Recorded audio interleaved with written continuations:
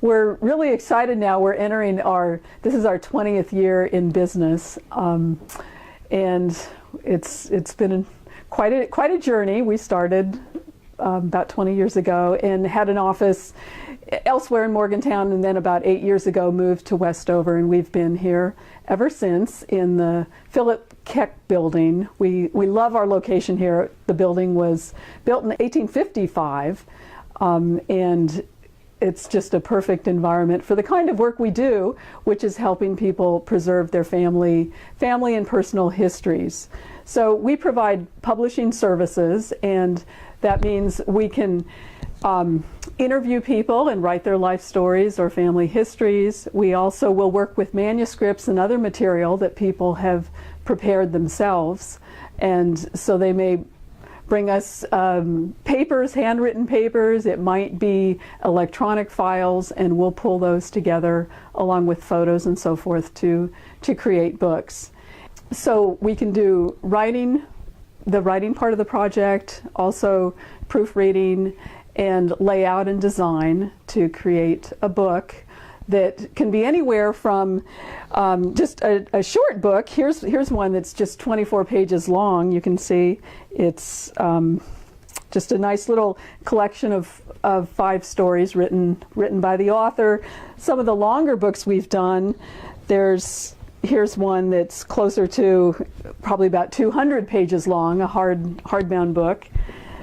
And I think that's one of our specialties, is that we can work with clients to, depending on what material they have and what their budget is and what their desires are, to package their material in the best book possible so that they can share it with their family and friends, and have something to treasure and pass on to future generations. I work with a client to get their story out, and whatever they bring in, usually it's a manuscript that they have partially written that needs some editing, or sometimes it needs a lot of work, sometimes it doesn't need very much.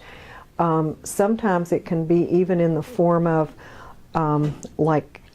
taped, where they have given their story on tape and it's been transcribed. And so I work with that transcription, and usually I will put things into like chapters, and the client usually brings in lots of photos and other materials like birth certificates or marriage certificates, or things like that. And there's often also maps and family trees. And so we sort of figure out where all that stuff belongs in the story.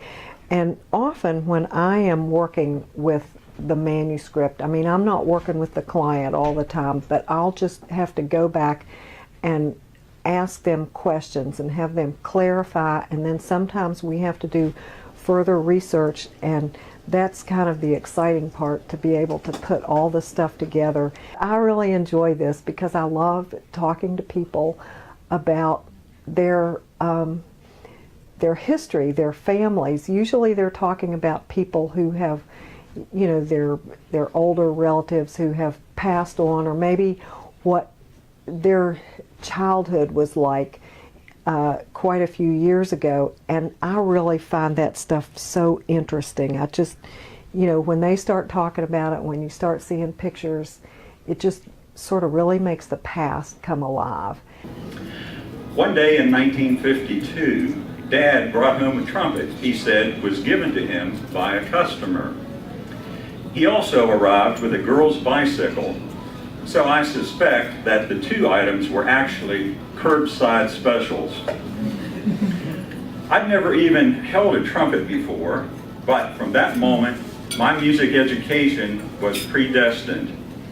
So with the show and tells that we're doing, one of the ways that we're getting the word out about those is through Facebook. We will be listing our upcoming show and tells on there. And with the Facebook page, we're looking forward to feedback and likes and discussions with viewers. So check us out on Facebook.